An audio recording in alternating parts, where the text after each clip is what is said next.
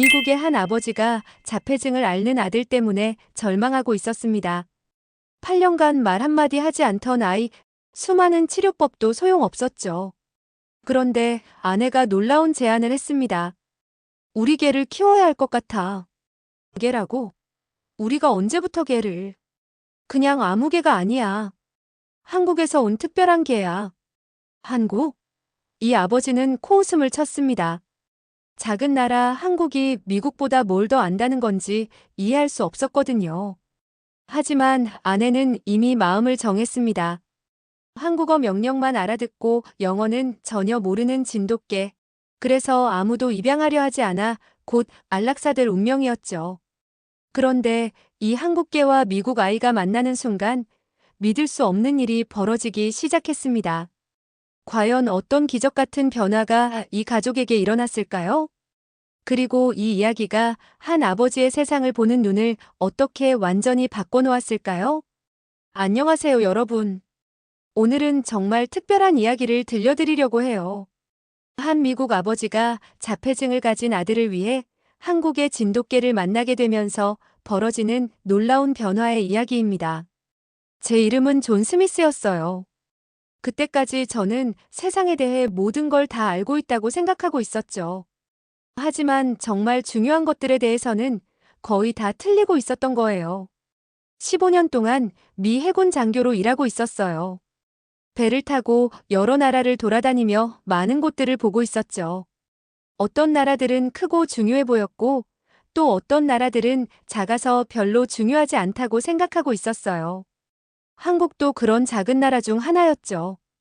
우리 함선이 한국에 정박할 때도 몇 시간만 머물고 가곤 했어요. 저는 한국을 그냥 중국과 일본 사이에 끼어 있는 작은 나라 정도로만 생각하고 있었어요. 좋은 핸드폰이나 자동차를 만드는 곳, 그 정도로만요. 메릴랜드에서 아내 에밀리와 아들 사무엘과 함께 살고 있었어요. 에밀리는 초등학교에서 어린 아이들을 가르치고 있었죠. 정말 참을성이 많고 친절한 사람이었어요. 특히 사무엘에게는 더욱 그랬고요. 사무엘은 11살이었는데 또래 아이들과는 좀 달랐어요. 사무엘은 자폐증이라는 걸 가지고 있었어요. 이건 뇌가 다른 사람들과 다르게 작동한다는 뜻이었죠. 사람들의 눈을 쳐다보지 못했어요. 말하는 것도 좋아하지 않았고요. 낯선 사람이 가까이 오려고 하면 매우 무서워하며 화를 내고 있었어요. 소리를 지르고 물건을 때리면서 그 사람이 멀어질 때까지 그러고 있었죠. 사무엘을 도와주려고 정말 많은 의사들과 치료사들을 만나고 있었어요. 돈도 많이 쓰고 시간도 많이 들였죠. 사무엘이 말을 하고 다른 사람들과 소통할 수 있게 해주는 방법을 찾고 있었거든요. 하지만 아무것도 효과가 없었어요. 사무엘은 계속 자기만의 조용한 세상에 머물러 있었고, 우리는 그 아이에게 다가갈 수가 없었어요. 우리 집은 아주 정돈되어 있고 조용했어요. 매일 아침이면 에밀리는 부엌 테이블에 앉아서 학생들 숙제를 보고 있었어요. 사무엘은 말없이 아침을 먹고 있었고, 저는 신문을 읽으며 컨설팅 회사에서의 하루 일과를 준비하고 있었죠. 이게 우리의 평범한 일상이었어요. 행복하지는 않았지만 그게 우리가 알고 있는 전부였거든요. 10월의 어느 월요일 저녁 에밀리가 모든 걸 바꿔놓을 말을 했어요. 부엌에 서 있는데 에밀리가 말했어요. 우리 개를 키워야 할 것 같아. 저는 아직 정장을 입고 있었어요. 긴 하루 일과를 마치고 막 집에 돌아온 참이었죠. 피곤하고 배도 고팠어요. 이미 어려운 우리 생활에 애완동물까지 더한다는 생각은 정말 하고 싶지 않았어요. 개라고? 제가 물었어요. 에밀리, 우리는 사무엘 돌보는 것만으로도 벅찬데 어떻게 개까지 돌볼 수 있어? 하지만 에밀리의 눈에는 그 특별한 표정이 떠오르고 있었어요.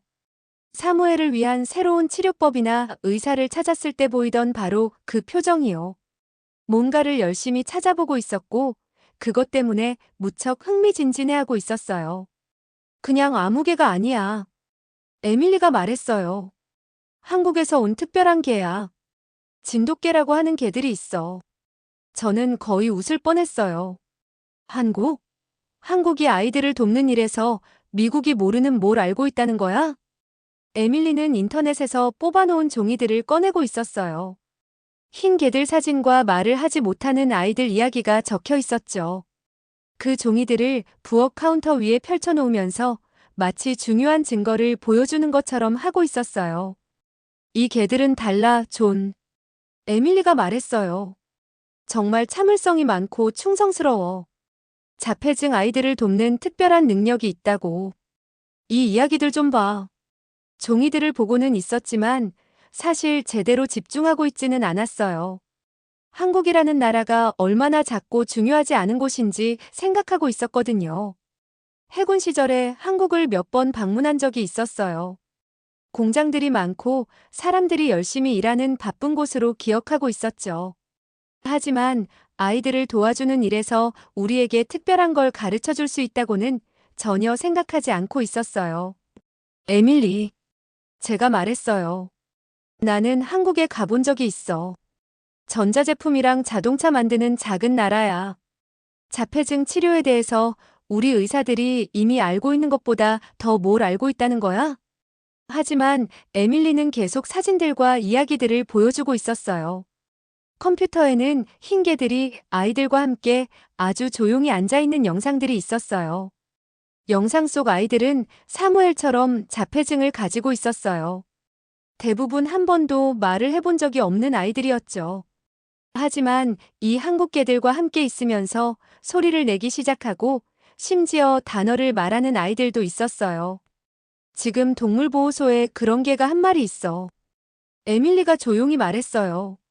한국에서 실제로 군견으로 훈련받은 진돗개야. 그런데 한국말 명령어만 알아들어. 영어로는 전혀 반응하지 않아. 그래서 아무도 입양하려고 하지 않는 거야. 잠시 멈춘 다음에 슬픈 눈으로 저를 쳐다보며 말했어요. 존, 곧 아무도 데려가지 않으면 안락사시킬 예정이래. 가슴에서 뭔가 이상한 느낌이 올라오고 있었어요. 슬픔은 아니었지만 화도 아니었어요. 혼란스러운 기분이었죠. 한국말만 아는 개가 어떻게 미국 아들을 도울 수 있다는 건지요? 한국에서 온 어떤 것이 우리가 여기서 가진 것보다 더 좋을 수 있다는 건지요? 이해가 안 돼. 제가 말했어요. 영어를 알아듣지도 못하는 개가 어떻게 사무엘이 더 잘 소통하도록 도와준다는 거야?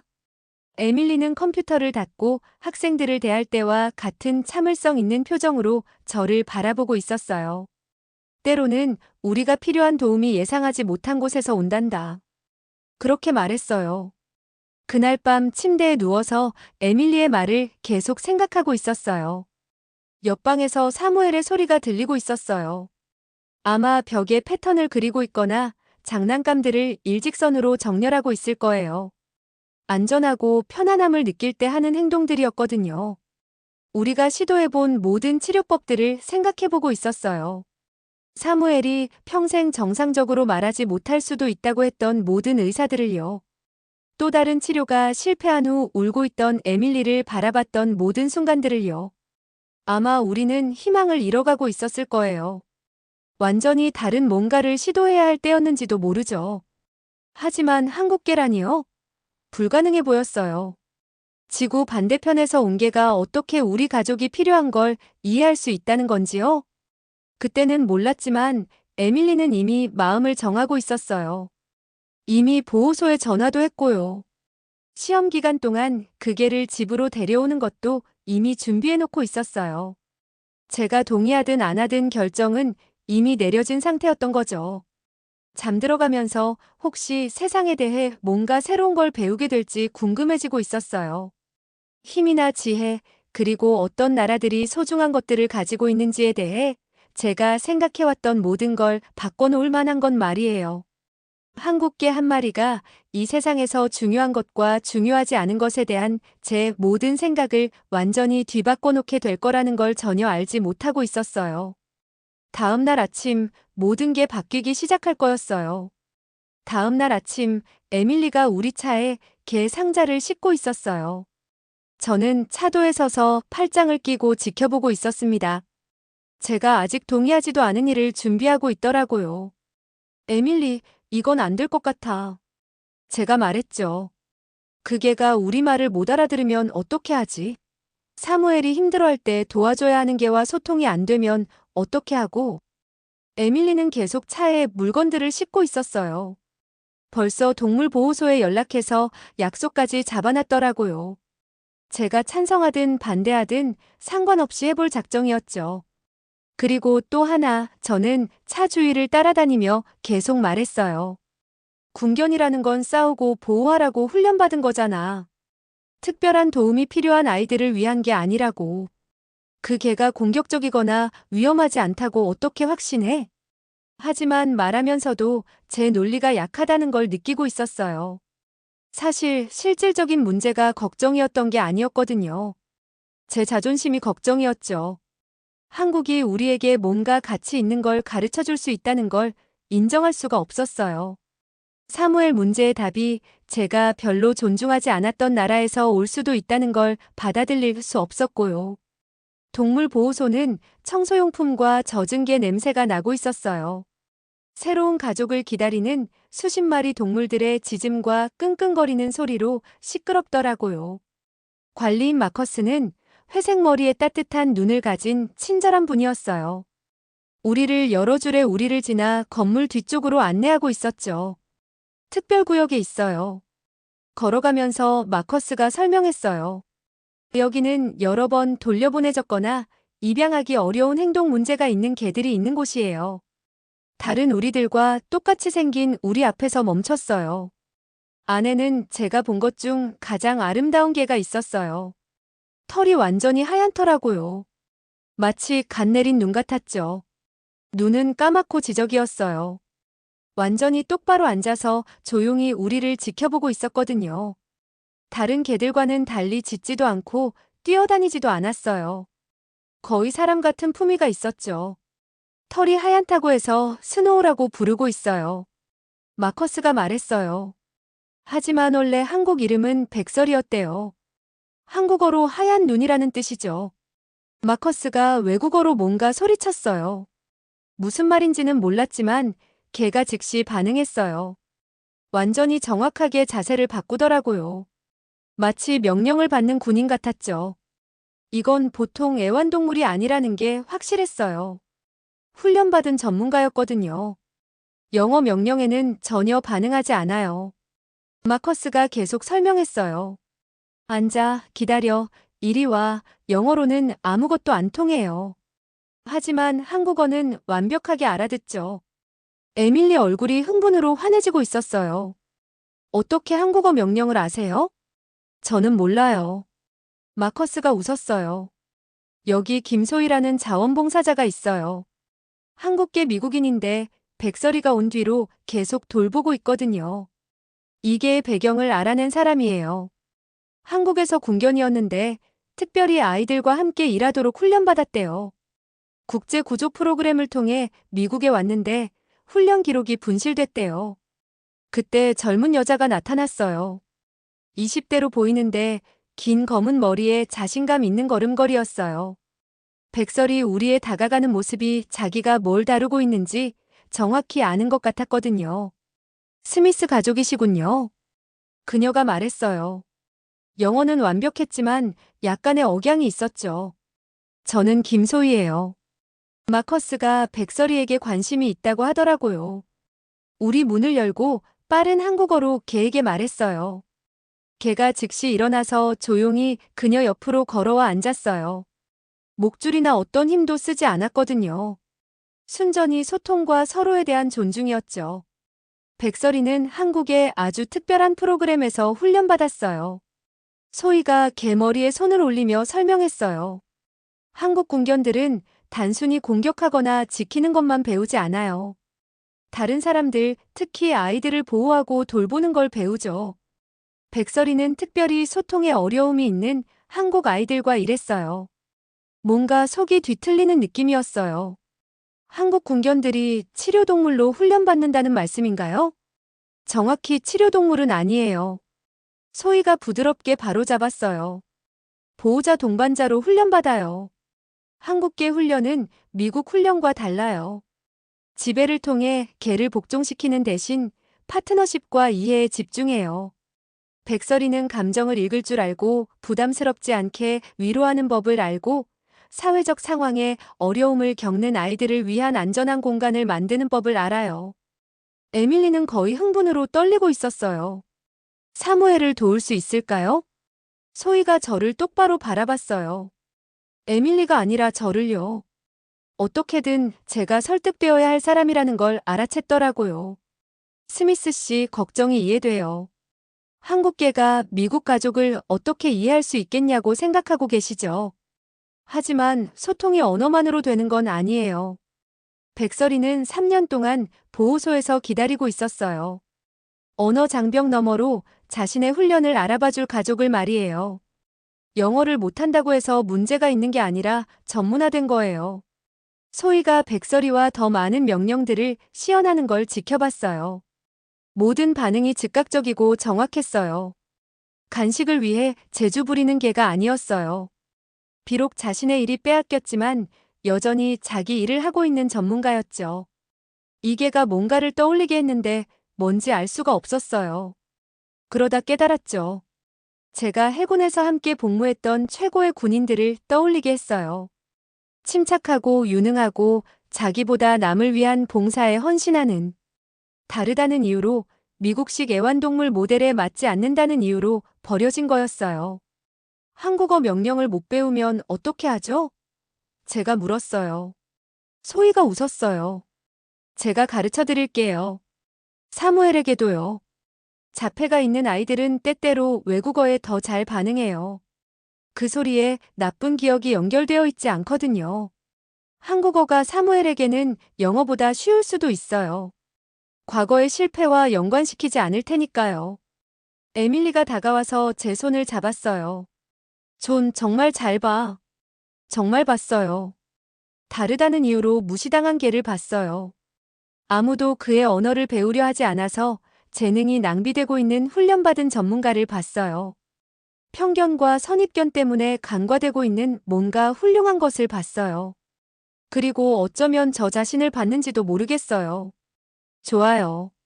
제가 말하고 있었어요. 해보죠. 일주일 시험 기간으로요. 안 되면 사무엘이 교감하지 못하면 다시 데려올게요. 하지만 그 말을 하면서도 뭔가 이미 바뀌었다는 걸 알고 있었어요. 이 한국계를 보면서 제가 또 뭘 잘못 생각하고 있을지 궁금해지기 시작했거든요.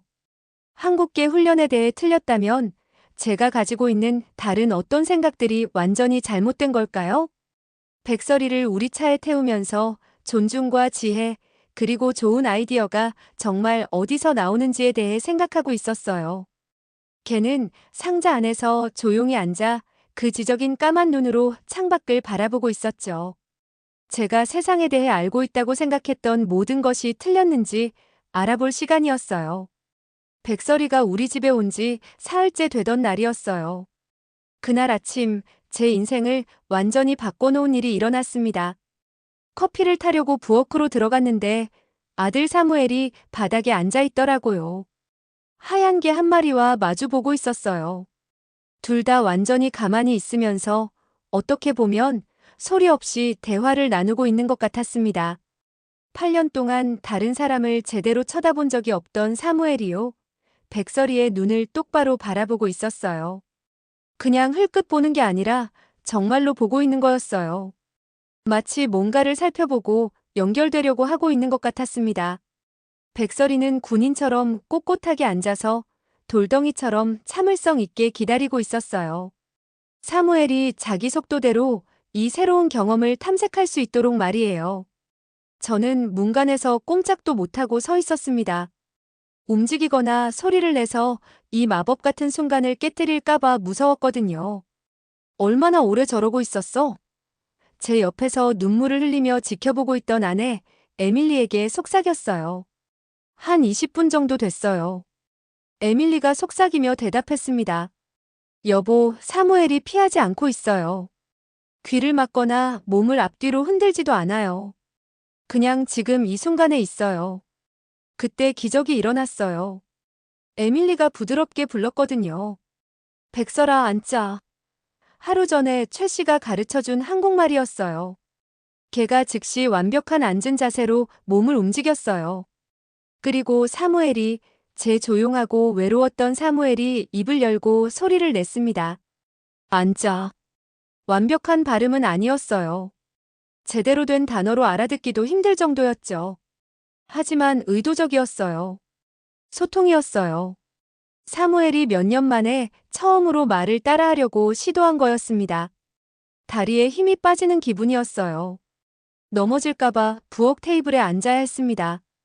그 순간 제가 아들에 대해, 한국계에 대해, 도움이 어디서 올 수 있는지에 대해 알고 있다고 생각했던 모든 것들이 유리처럼 산산조각 났어요. 그날부터 저희 집은 한국어를 배우는 교실이 되었습니다. 최소희 씨가 일주일에 3번씩 와서 백설이와 훈련하고 저희에게 명령어를 가르쳐 주었어요. 그분이 개와 함께 하는 모습을 보고 있으면 마치 대가가 작업하는 걸 보는 것 같았어요. 모든 몸짓에 의미가 있었고 모든 단어가 신중하게 선택되고 있었습니다. 명령을 내리는 게 아니라 대화를 나누고 있었어요. 한국식 개 훈련에서는요, 소희 씨가 어느 날 방문했을 때 설명해 주었습니다. 사람과 개 사이의 관계가 두려움이 아니라 존중으로 이루어져요. 백설이가 말을 듣는 건 벌이 무서워서가 아니에요. 자기 역할을 이해하고 그걸 잘 해내는 것에 자부심을 느끼기 때문에 협력하는 거예요. 저는 마치 다시 학교에 다니는 것처럼 메모를 적고 있었어요. 전직 해군 장교인 제가 젊은 한국 여성에게서 리더십을 배우고 있는 거였어요. 아이러니하다는 생각이 들더라고요. 한국어 명령어를 배우는 건 생각보다 어려웠어요.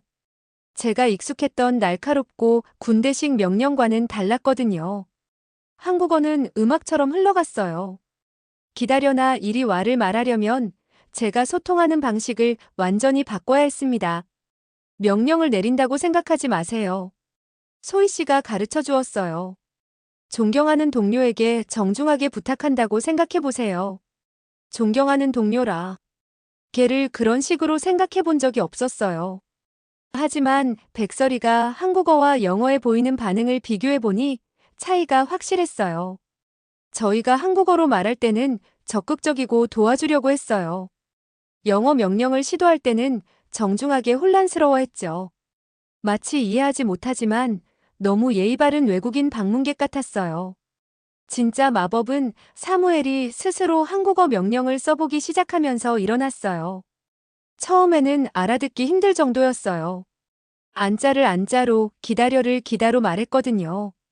하지만 백설이는 사무엘이 완벽한 한국어를 구사하는 것처럼 모든 시도에 반응해 주었어요. 어느 날 아침 부엌 창문으로 내다보니 사무엘이 뒷마당에서 백설이와 앉아서 명령어를 연습하고 있더라고요.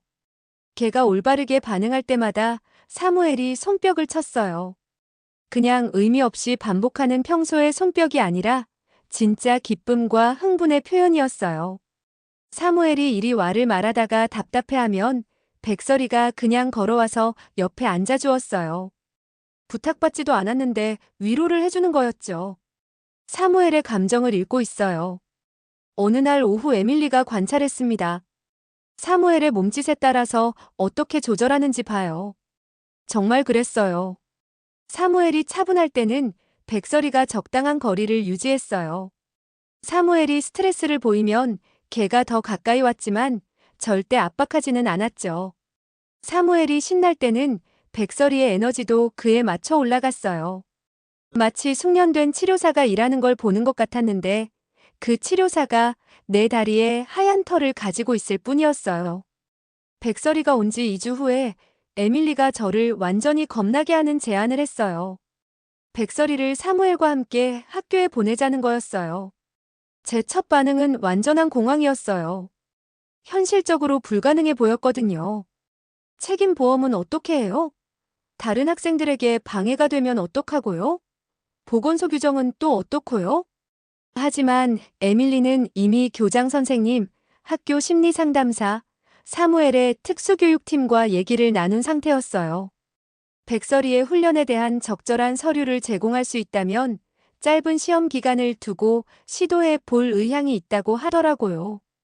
서류가 없잖아요. 제가 지적했어요. 미국에 올 때 기록들이 다 없어졌다고 했잖아요.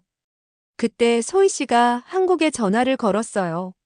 이틀 만에 공식 군 기록, 훈련 증명서, 그리고 백설이의 원래 핸들러였던 최상우 대령의 추천서까지 받을 수 있었어요. 모든 것이 한국어로 되어 있었지만 공인된 영어 번역본과 함께 대한민국 국군의 공식 도장이 찍혀 있었어요. 그 서류들을 읽는 것도 제 인생을 바꾸는 또 다른 순간이었어요. 백설이는 그냥 아무 군견이 아니었어요. 취약한 아이들과 함께 일하도록 특별히 설계된 엘리트 프로그램의 일부였던 거예요. 그의 훈련에는 위기 개입, 정서적 지원, 보호 위치 잡기가 포함되어 있었어요. 사무엘이 존재한다는 것도 모르던 몇 년 전부터 사무엘이 필요로 하는 바로 그것이 되도록 훈련받았던 거였어요. 백설이와 함께하는 첫 등교일은 무섭기도 하고 놀랍기도 했어요. 사무엘이 백설이에 특별히 제작된 하네스에 한 손을 올리고 교실로 걸어 들어갔어요. 평소에는 에밀리 손을 꼭 잡고 선생님을 쳐다보려고 하지도 않았던 사무엘이 자신 있게 교실로 들어간 거였어요. 다른 아이들은 호기심을 보였지만 예의 바르게 행동했어요. 백설이의 차분한 존재감이 사무엘 주변에 평화로운 거품을 만들어내는 것 같았어요. 신난 2학년 아이 하나가 허락 없이 개를 만지려고 했을 때 백설이는 그냥 거리를 두며 움직였지만 사무엘에게서는 시선을 떼지 않았어요. 점심시간에 교장 선생님이 저에게 전화를 걸어왔어요. 제 심장이 떨어지는 것 같았어요. 최악의 소식을 예상했거든요. 스미스 씨 선생님이 말했어요. 저는 23년 동안 가르쳐 왔는데 오늘 일어난 일 같은 건 처음 봤어요.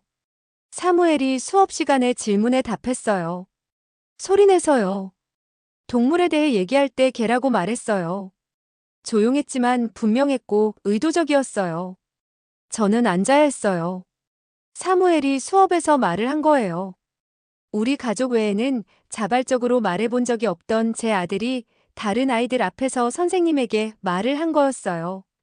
그날 저녁 저는 인터넷에서 한국에 관한 기사들을 찾아보고 있더라고요. 한국 문화, 한국군 전통, 한국식 동물 훈련 방법에 대해 읽어봤어요. 읽는 모든 것이 제가 항상 믿어왔던 것들에 도전장을 내밀고 있었어요. 한국은 더 큰 나라들을 따라가는 작고 중요하지 않은 나라가 아니었어요. 수천 년을 거슬러 올라가는 명예, 충성, 공동체 돌봄에 깊고 정교한 전통을 가진 곳이었어요. 백설이의 훈련이 단순히 명령과 복종에 관한 것이 아니라는 걸 깨닫기 시작했어요. 문화적 가치를 살아가는 것에 관한 거였어요. 힘이란 스스로를 보호할 수 없는 이들을 보호하는 것이라는 생각. 진정한 권력은 지배가 아니라 봉사에서 나온다는 것. 좋은 사회의 척도는 가장 취약한 구성원들을 어떻게 대하느냐에 있다는 것 말이에요. 이런 것들이 외국의 아이디어가 아니었어요. 미국의 가치이기도 했어요. 아니면 적어도 그래야 했어요. 하지만 어떻게든 한국은 이런 가치들을 그들의 계획에까지 훈련시키는 방법을 찾아낸 반면 저는 해군에서 15년을 보내면서 힘을 투사하고 복종을 요구하는 법만 배웠던 거예요. 이제 모든 것이 완전히 바뀌었어요. 한국어가 열등하다고, 외국 것이 틀렸다고, 제 아들이 손 닿지 않는 곳에 있다고 여겼던 세상으로는 돌아갈 수 없었어요. 사무엘이 미국 교실에서 한국어 단어를 말하고 있고 지구 반대편에서 온개를 통해 다른 아이들과 연결되고 있었거든요. 이 여정이 시작된 이후 처음으로 저는 계속 배우고 계속 성장하고 제가 세상에 대해 얼마나 모르는지 그리고 아직 배워야 할 것이 얼마나 많은지 발견해 나갈 준비가 되어 있었어요. 인생이란 참 묘한 것 같아요. 가장 중요한 깨달음을 얻었다고 생각하는 순간 정말로 그 교훈을 이해하고 있는지 시험하는 일이 벌어지고 있거든요. 저희 가족에게 그런 시험이 찾아온 건 화창한 토요일 오전 공원에서였어요. 그날은 축하하는 마음으로 산책을 나가고 있었어요. 사무엘이 백설이와 함께 학교 생활을 시작한 지 일주일이 지났거든요. 저희는 모두 뿌듯하고 행복한 마음을 느끼고 있었죠. 오랜만에 저희 가족이 평범하게 느껴지고 있었어요. 사무엘은 백설이의 목줄을 자신 있게 잡고 있었고 공원에서 만나는 사람들이 하얀 개를 보며 미소 짓는 모습을 실제로 바라보고 있었어요. 에밀리는 기쁨으로 빛나고 있었고, 저도 아들이 세상과 소통하고 연결되는 새로운 현실에 점점 마음을 놓고 있었어요. 그런데 자전거 타는 사람이 갑자기 나타났어요. 산악자전거를 타던 10대 아이였는데 모퉁이를 너무 빠르게 돌고 있었어요. 이어폰을 끼고 있어서 하얀 개와 함께 평화롭게 걷고 있던 가족을 전혀 알아차리지 못하고 있었죠. 위험한 상황에서 그렇듯이 시간이 천천히 흘러가고 있었어요. 자전거가 사무엘과 백설이를 향해 직진하고 있는 모습이 보였어요. 에밀리가 사무엘의 이름을 부르며 소리치는 소리가 들렸어요. 저는 그들을 향해 뛰어가고 있었지만 너무 멀리 떨어져 있었고 도와주기에는 너무 느렸어요. 바로 그때 백설이가 정확히 해야 할 일을 했어요. 몇 년 전 한국에서 훈련받았던 그대로 태어날 때부터의 본능과 훈련, 그리고 문화적 프로그래밍이 준비시켜온 그대로 말이에요. 백설이는 자전거가 오는 길로 몸을 던지고 있었어요. 자신의 몸을 방패로 써서 사무엘을 보호하고 있었던 거예요. 충돌하는 모습은 정말 끔찍했어요. 자전거와 아이 그리고 개가 바퀴와 다리, 하얀 털이 뒤엉킨 채 굴러가고 있었어요. 사무엘은 안전하게 잔디밭으로 던져졌고 손만 좀 까졌을 뿐이었어요. 자전거 탄 아이도 멍들고 놀랐지만 심각하게 다치지는 않았어요. 백설이가 피를 흘리고 있었어요. 하얀 털이 빨갛게 물들어 있었죠. 숨은 쉬고 있었지만 뭔가 심각하게 잘못되어 있었어요. 동물 응급병원으로 급히 가던 기억은 너무 선명하게 떠올리고 싶지 않아요. 에밀리가 운전하고 있었고 저는 뒷좌석에서 백설이를 안고 있었어요. 아름답던 하얀 털이 이제 피로 얼룩져 있었고 숨을 얕게 쉬고 있었지만 그래도 꾸준히 쉬고 있었어요. 사무엘은 진짜 눈물을 흘리며 소리를 내고 있었어요. 백설아, 괜찮나? 하고 한국어로 계속 말하고 있었죠. 11년 동안 영어도 거의 못했던 제 아들이 한국계가 살아나기를 한국어로 간절히 빌고 있었어요. 수의사 진단은 심각했지만 생명에는 지장이 없었어요. 백설이는 갈비뼈가 부러졌고 내부에 멍이 들었으며 앞다리를 심하게 다쳐서 수술이 필요한 상태였어요. 살아날 수는 있었지만 회복 과정이 길고 힘들 것 같았어요. 그런데 그 사고에서 더 깊은 변화가 일어나고 있었어요. 이 개가 상징하는 모든 것에 대한 저의 마지막 저항이 백설이의 갈비뼈만큼이나 완전히 산산조각 나고 있었어요. 수의과 대기실에 앉아 있으면서 사무엘이 며칠 만에 배운 한국어 표현들을 중얼거리며 왔다 갔다 하는 모습을 보고 있었어요. 에밀리가 한국인 수의사 보조원과 소통하려고 소위 김 씨에게 전화하고 있는 모습을 지켜보고 있었죠. 그때서야 저희 가족에게 정말로 무슨 일이 일어났는지 깨닫게 되었어요. 이건 단순히 개가 자폐 아이를 도와주는 이야기가 아니었어요. 가치와 가치 있는 것, 그리고 지혜가 어디서 나오는지에 대한 저희의 이해가 완전히 바뀌고 있었던 거예요. 백설이는 사무엘에게 말하는 법만 가르쳐 준 게 아니었어요. 저희 가족 전체에게 듣는 법을 가르쳐 주고 있었어요.